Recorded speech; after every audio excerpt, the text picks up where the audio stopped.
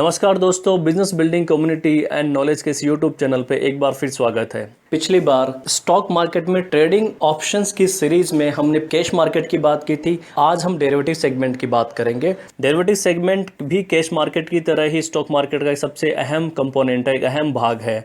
आज के बाजार में 85% ऑफ वॉल्यूम आपका इसी सेगमेंट से आता है। तो दोस्तों, पिछले वीडियो में हमने बात किया था कैश सेगमेंट की, जहां पे आप किसी भी कंपनी का एक सिंगल शेयर खरीद करके अपना निवेश स्टार्ट कर सकते थे। यहां पे हम डेरिवेटिव की आज बात करेंगे। डेरिवेटिव को दो हिस्सों में बांटा गया है, जिसको हम फ्यूचर एंड ऑप्शन कहते हैं। और आज हम बात करने वाले हैं फ्यूचर की, फ्यूचर के नियमों की, फ्यूचर के में ट्रेड करने के लिए फ़ायदे नुकसान की, उसकी हम आज बात करेंगे। दोस्तों, इससे पहले मैं आप सभी से रिक्वेस्ट करूँगा, अगर आपने हमारा चैनल सब्सक्राइब नहीं किया है तो सब्सक्राइब कर लें। और अगर आप हमारा चैनल सब्सक्राइब करते हैं तो हमारे जो पिछले सारे वीडियो हैं उनको एक बार ज़रूर देखें, क्योंकि वहाँ पे हमने स्टॉक मार्केट में आने के लिए या ट्रेड करने के लिए जो बेसिक्स नियम होते हैं उसके बारे में हमने स्क्रैच से सारे वीडियोस बनाए हुए हैं। अगर आप उनको ध्यान से देखेंगे तो आपको स्टॉक मार्केट कहीं ना कहीं 70 to 80% तक समझ में आ सकता है। तो चलिए दोस्तों, आज हम बात करते हैं फ्यूचर ट्रेडिंग की। फ्यूचर ट्रेडिंग थोड़ा सा कैश मार्केट से डिफरेंट है। पहला पॉइंट हम इसका लेते हैं कॉन्ट्रैक्ट। जब भी आप फ्यूचर में कोई ट्रेडिंग करेंगे तो यहाँ पे दो अनजान व्यक्तियों की एक निश्चित समय के लिए एक निश्चित रेट के ऊपर ट्रेड होती है। उस ट्रेड को हम कॉन्ट्रैक्ट के रूप में जानते हैं। ये इसका पहला नियम है।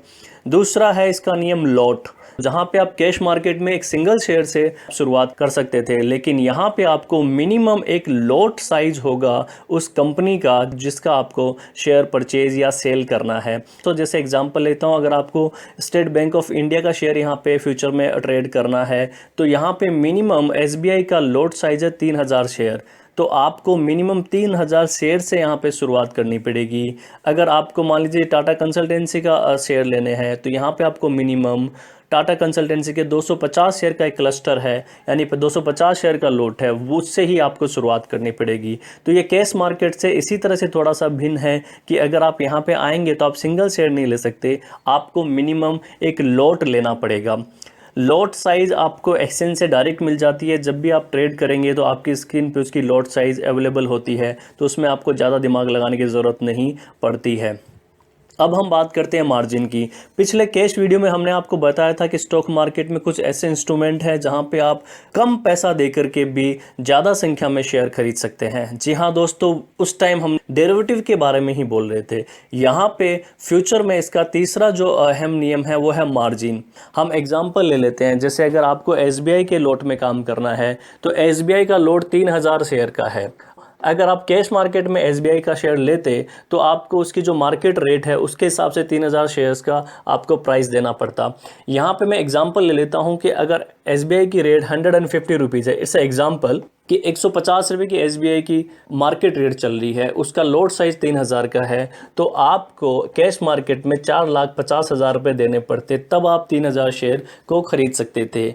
यहाँ पे लेकिन एक ख़ास बात है कि यहाँ पे आपको सिर्फ़ और सिर्फ मार्जिन देना पड़ेगा, यानी आपको एक निश्चित प्राइस देकर के आप 3000 शेयर खरीद सकते हैं, उसको हम मार्जिन कहते हैं।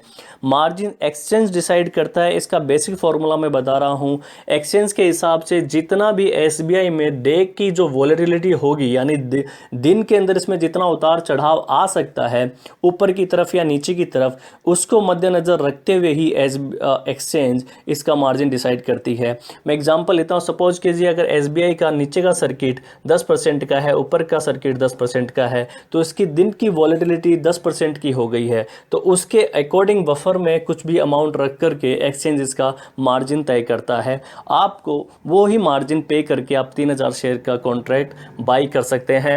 ये मार्जिन जैसे अगर हम समझते हैं कि 15% अगर मार्जिन अगर आपको SBI में देना है तो आप तकरीबन 70,000 रुपये के आसपास में 3000 शेयर SBI के खरीद सकते हैं। तो ये फ्यूचर का एक बड़ा ही महत्वपूर्ण भाग है कि आप 15 to 20% का मार्जिन दे करके एक बड़ी संख्या में किसी भी कंपनी या इंडेक्स का शेयर खरीद सकते हैं।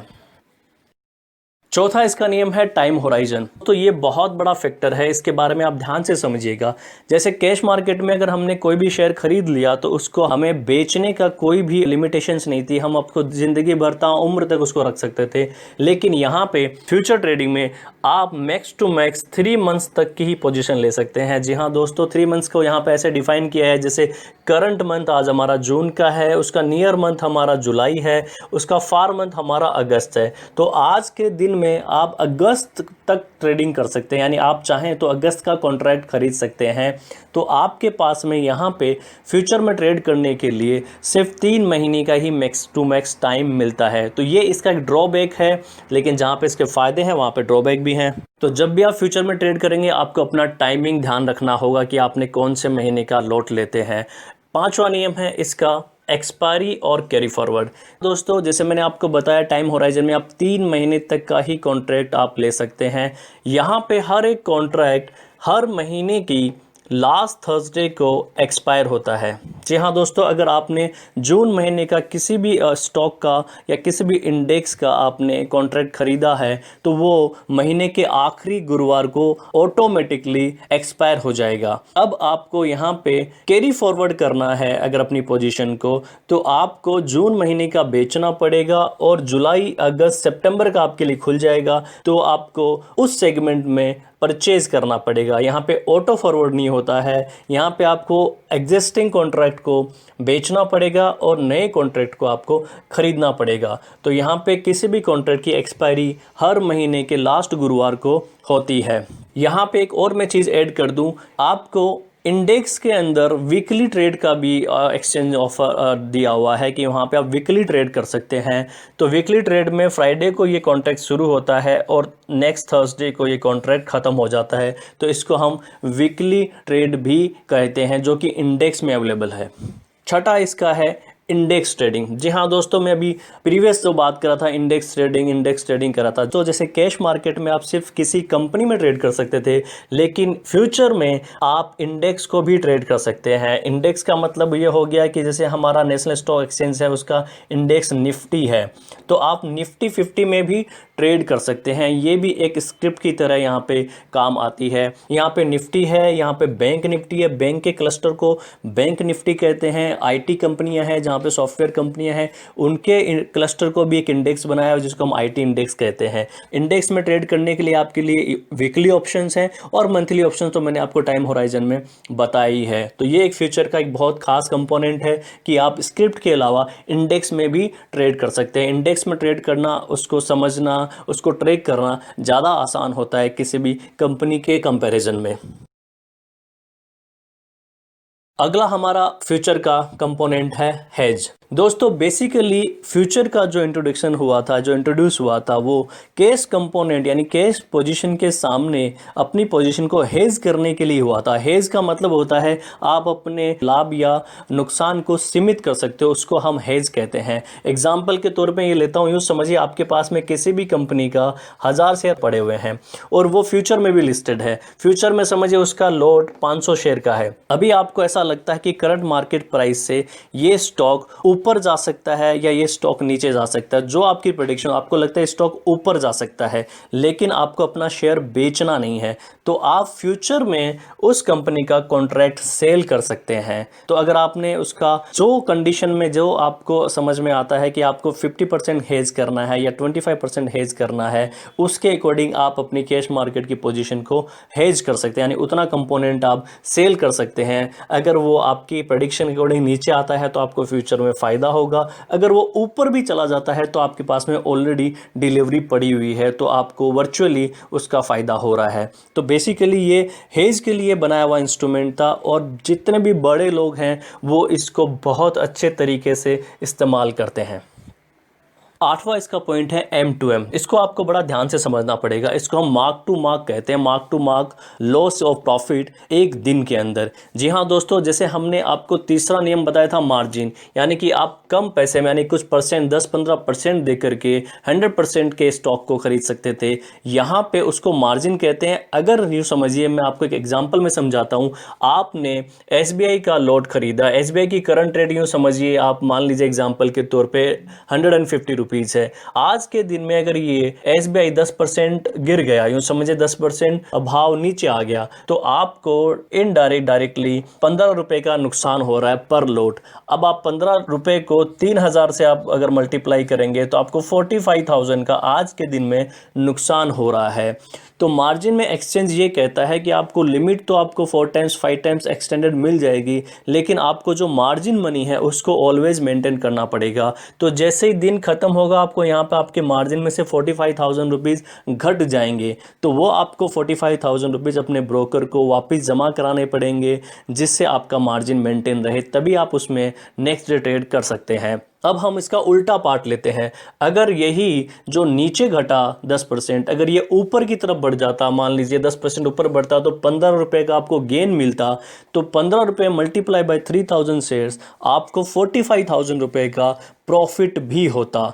तो ये है आपका M2M, profit and loss, both the side आपको ये काम करता है। आपको मार्जिन अपना ऑलवेज मेंटेन रखना पड़ता है, इसको हम M2M बोलते हैं।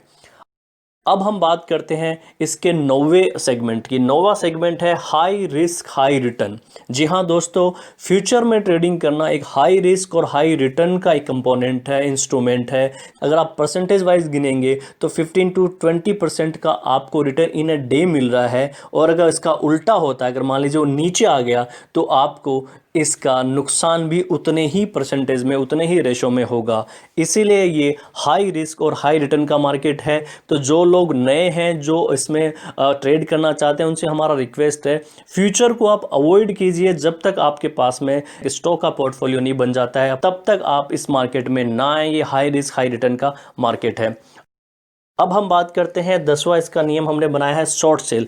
जी हाँ दोस्तों, जैसे कैश मार्केट में आप बिना डिलीवरी के सेल नहीं कर सकते थे, यहाँ पे आपको एक्सचेंज एक ऑप्शन देता है। आपको अगर ऐसा लगता है कि मार्केट यहाँ से नीचे की तरफ जाएगा, किसी भी कंपनी का शेयर, जैसे आप बैंक ले लें, या आप समझिए कोई फार्मा सेक्टर ले लें, या आप समझिए स्टील सेक्टर ले लीजिए, आपको ऐसा लगता है या कोई न्यूज़ आ रही है, आपकी स्टडी कहती है, या मार्केट ऑलरेडी ओवर वैल्यूड है, तो यहाँ पे आप किसी भी कंपनी का जो लिस्टेड है या इंडेक्स को सेल भी कर सकते हैं। जी हाँ दोस्तों, जैसे आप बाय किया वैसे आप इंडेक्स या कंपनी के शेयर्स को, लॉट को, कॉन्ट्रैक्ट को सेल करके भी ट्रेड कर सकते हैं। आपको वही अपना मार्जिन मेंटेन करना पड़ेगा, मार्जिन देना पड़ेगा। अगर आपकी प्रेडिक्शन से अगर नीचे आता तो आपको प्रॉफिट हो रहा है, और अगर ये ऊपर की तरफ गया तो आपका नुकसान शुरू हो जाएगा। इंडिया में हार्डली 5% लोग ऐसे हैं जो बेच करके काम करना जानते हैं, अदरवाइज सब लोग बुलिश होते हैं, सब लोग बाई करके ही काम करते हैं। तो ये था इसका 10वां नियम।